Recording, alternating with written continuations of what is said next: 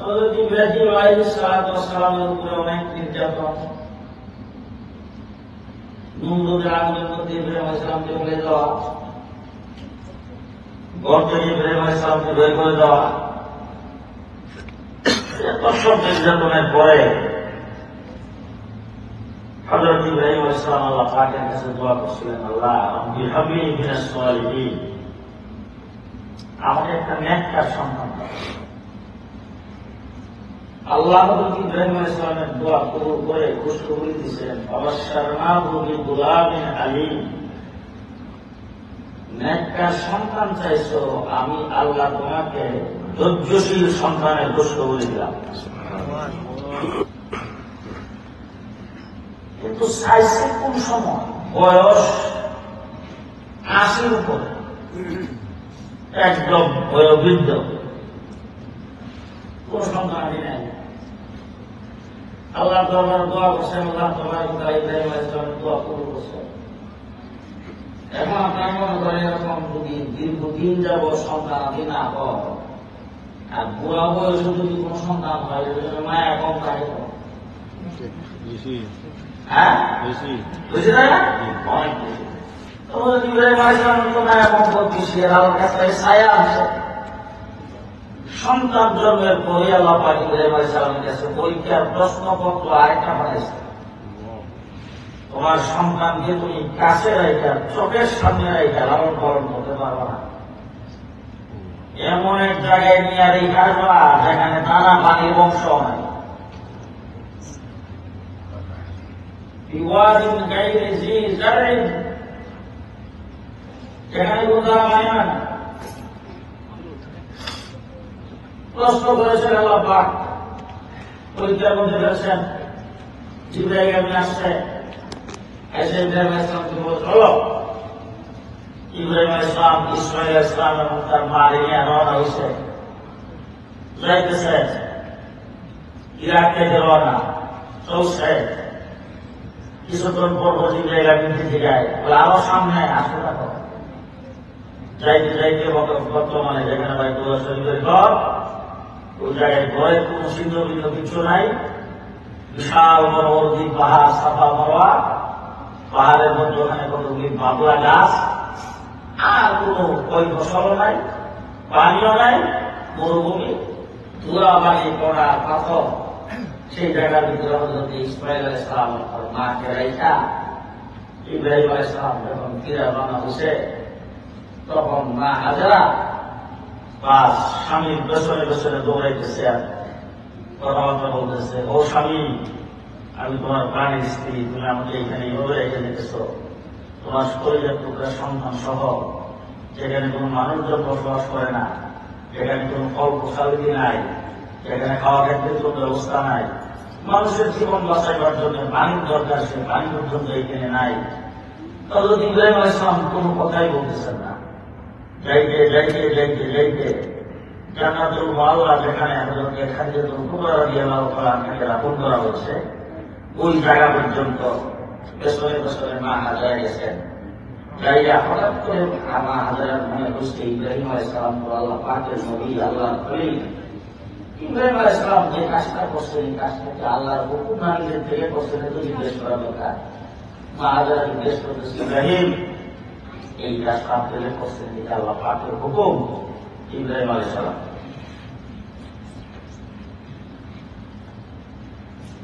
যখন বুঝাইলেন যে হ্যাঁ আল্লাহ পাকের হুকুম, মা হাজেরা ডাকেন, ইব্রাহিম চাইলে আমার কোনো টেনশন নাই, আপনার কোনো টেনশন নাই, জায়গার মধ্যে কোনো দানা পানি নাই, কোনো ফসল খায় না, কোন ফল ফলাদি নাই, খাদ্যের কোনো ব্যবস্থা নাই, এটা চিন্তা ভাবনা করার তো আমাদের কোনো দরকার নাই। তার কারণ হলো যে আল্লাহ হুকুম করছেন, সে আল্লাহই তো কেমনে দানা পানির ব্যবস্থা করবেন না না করবেন, আল্লাহই ভালো বুঝবেন, আপনি যান। আবার ফিরে আইসা যেখানে বর্তমান জমজম কূপ, সেই জায়গার ভিতরে সন্তানের দিকে থাকতে শুরু করলেন। সামান্য কিছু ফ্রিজের কিছু পানি দিয়ে আসছিল, বাস এইগুলি অল্প সময়ের ভিতরে শেষ। না খাইতে খাইতে মায়ের স্তন গেছে শুকায়া, বাবা মা মানে সন্তান মা দুধ না খাইতে খাইতে সন্তানের অবস্থা গেছে একদম সিরিয়াস। কখন দুনিয়া থেকে চলে যাবে তার ঠিক নাই, বিশ্বাস থেকে নষ্ট হইতেছে। এমন সময় সন্তানের মুখে একটু পানি দেওয়া দরকার, পানি তালাশ করার জন্য তখন হাজেরা তখনকার সময়ে পানি মানুষ যেভাবে তালাশ করত সেই ব্যবস্থা গ্রহণ করলেন। অর্থাৎ তখন পানি ছিল না। আজকে যখন আপনারা এখানে বাড়িঘর করে আছেন, বাড়িঘরের মধ্যে নিচ থেকে পানি উঠতেছে, সাপ্লাই পানি আসতেছে, তখনকার সময় এরকম ছিল না। মানুষগুলি বসবাস করতো, তাদের স্থায়ী পূজাগার ব্যবস্থা ছিল না। মানুষের সঙ্গে গড় বাড়ি থাকতো, কাবু সিস্টেম। এখন মনে করেন যে আপনি আপনার বংশে আপনার গোষ্ঠীর মধ্যে লোক আছে 100, লোক আছে 150, লোক আছে 50 জন 60 জন, এরকম সবগুলি মানুষ একত্রিত করে আর ঘোড়া প্রক্রিয়া মানুষ লেগে থাকতো প্রক্রিয়া। কোথাও কোনো পাহাড় জঙ্গল কিছু দেখলে সেই পাহাড়ের উপর তুলতে বা চতুর্দিকে এভাবে থাকে। কোন জায়গায় যদি পশু পাখি যদি উঠানামা করে তখন তারা সেই জায়গা টার্গেট করে সেখানে যাইত, মনে করতো সেখানে পানি আছে। কারণ যেখানে পাখি উঠানামা করে সেই জায়গার মধ্যে পানির সন্ধান দিয়ে মনে করে। তো হাজারাও এই কাজটা শুরু করলেন যে পানির সন্ধান কোথাও পাইনি না, যাই অবশ্যই সাফা পাহাড়ে যাইয়া তারপর চতুর্দিকে দেখছেন পানির কোনো সন্ধান পায় না। ওখান থেকে তারপর দৌড়ে গেছেন মারোয়া পাহাড়ে। এখন তো কত সুন্দর এসি লাগানো, টাইলস করা, মানুষের চলাফেরা করার জন্য কত সুন্দর জায়গা। তখন কি এরকম ছিল? এক পাহাড় থেকে আরেক পাহাড় এখন খুব কাছে, এত কাছে ছিল না, অনেক দূরে ছিল, দূরে মনে হইত। বাংলা আসরা আউসা নেশা একদিক থেকে জায়গার দিকে দেখা যায় না, সেই জায়গার ভিতরে এক পাহাড় থেকে আরেক পাহাড়ে দৌড়ে গেছে।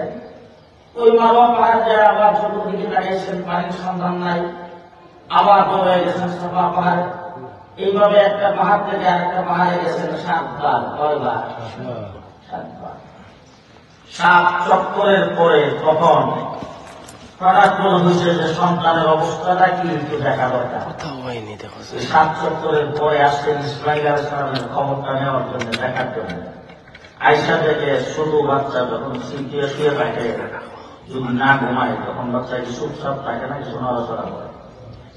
হ্যাঁ, বাচ্চাদের এইভাবে শুয়ে শুয়ে হাত পা ওইভাবে নাড়াচাড়া করতেছে, ওই পাও যে নাড়তেছে, পায়ের মুড়ার বসায় নিচ থেকে সামান্য একটু বাড়ি সরে গেছে, ওই গর্তলার থেকে পানি উঠতেছে।